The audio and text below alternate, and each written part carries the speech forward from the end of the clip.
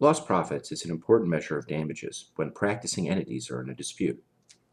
Individual inventors are less concerned because typically they do not manufacture anything and have no profits as such.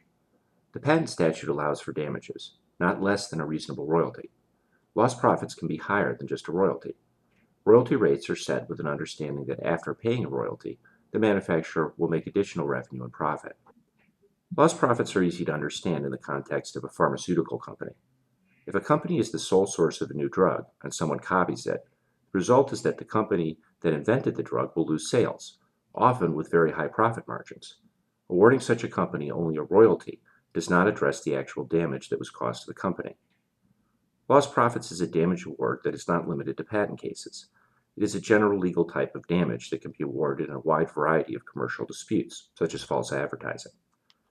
As a measure of damages, lost profits fall under the but-for type, that is, what would have happened but for the infringement. However, proving that a company actually lost profits from another's activities requires proving a number of underlying facts. An often cited case identifies 4 factors that a court should look at before awarding lost profits. These factors are referred to as the Panduit Factors, after the name of the case. 2 of the 4 address the patent and the product it applies to. The other 2 factors address the patent owner's company. The factors are as follows: the demand for the patented product, the absence of acceptable non-infringing alternatives, manufacturing market capacity to exploit that demand, and the amount of profits it would have made. Each of these makes a lot of sense in and of itself, but can require experts and a great deal of accounting to prove in court. I'll touch on each of these factors briefly, as they are very fact-specific to a particular case. As examples at ends of the spectrum, I think it's useful to compare patent infringement cases involving 3 types of patents: a patented drug, a patent related to, say, improving the efficiency of an automobile engine, and a patent related to smartphones, where the claim addresses a phone that has, for example, a GPS unit in it. For a patented drug, let's assume that the claim covers the drug itself, and it is impossible to make such a drug with its positive effects without infringing the patent. At the other end of the spectrum is a patent related to a more efficient automobile engine. Perhaps it relates to the timing sequence of injecting fuel in a piston, a compression stroke of that piston, and then the ignition of the fuel. This type of invention may result in an improved efficiency for the vehicle, a factor that is important to the customer. However, the same level of efficiency might be achieved by other methods not related to the patent, such as a vehicle with decreased weight or improvements to the vehicle's transmission. Finally, smartphones are a good example of products that encompass a wide variety of patented technology. A patent whose claim addresses a phone that has a GPS unit in it covers any phone that allows the user to access and use that GPS information. For some consumers, that may not be an important reason for them to purchase the particular phone. The consumer may simply like the display interface, the size of the device, or the wireless service package that comes with the phone. Let's look at each of the 4 Panduit factors in light of these types of inventions. The first factor is the demand for the patented product. Courts will require that the demand is related to the patented invention, not just the product. In the example of a patented drug, the demand is most likely completely related to the patented product. Without the invention of the drug, there would be no demand. This factor would likely be easy to prove. A patent related to an improved automobile engine is perhaps at the opposite end of the spectrum. Unless it's a truly unique type of engine, such as the hybrid drives were in the 1990s, many people probably do not care why the auto has an improved efficiency, only that it does. While there is some relationship to the demand, the specifics of the patented technology are probably less important. So this factor may be hard to prove in this case. In the example of a cell phone, the patented claim is also important. Some purchasers of the phone may find the GPS functionality an important factor in the purchase, while others do not, instead focusing on other aspects of the product. Perhaps it's just a free phone that comes with a competitive service package that has nothing to do with the patent invention. This factor may be hard to prove in all of the cases, and may only apply to a portion of the actual sales of the patented technology. The second factor is the absence of acceptable non-infringing alternatives. Again, the patented drug probably has no acceptable non-infringing alternatives, so the case for lost profits is easiest.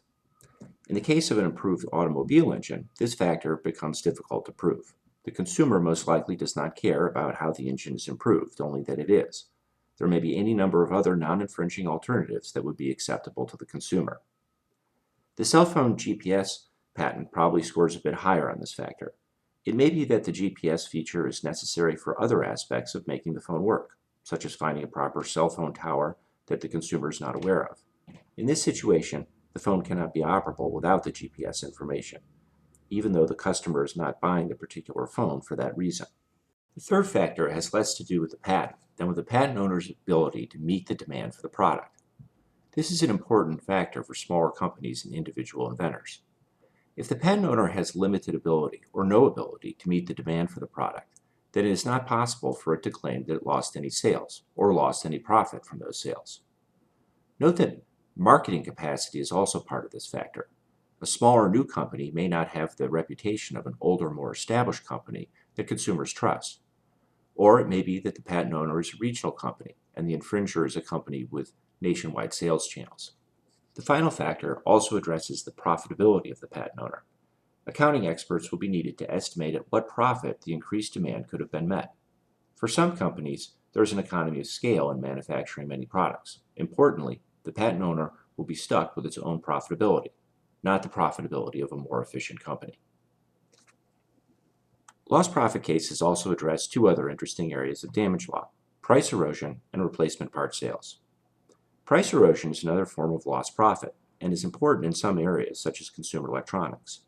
A patent owner must show that it would have lost sales if it had not dropped its prices to meet the infringer's lower prices.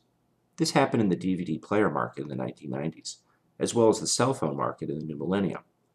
As infringers come to the market with products that are suitable, prices drop for the entire market. Note the damage that is caused by this. The infringer itself may only have a capacity to supply a small share of the market, but the entire market has to drop its prices to compete, causing more damages to the patent owner than just the loss of a few sales. The reduced profits apply to all of its sales. What's notable about getting an award based on price erosion is that damages can extend well past the infringing activity. Once a price is dropped, it's very hard to raise them again. Other damage theories only apply during the infringing activity. Replacement parts can be a major source of revenues for a company. Think of all the money companies make on power adapter cords lost by consumers. If a company loses a sale to an infringer, it will also lose those replacement part sales.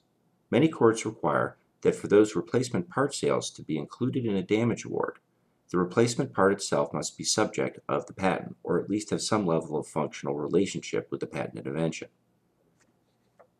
At one end of the spectrum, if the replacement part has a market value in and of itself, without the patented product, then the award is harder to get. A good example might be for car parts. If another car manufacturer infringes a patent and a company loses sales, it will also lose some of the level of sales related to all the parts of that car. For example, take a branded oil filter, usable on any number of vehicles. It may not be properly the subject of a damage award, even though the patent owner will lose some of the aftermarket sales and service associated with the lost sale of the car.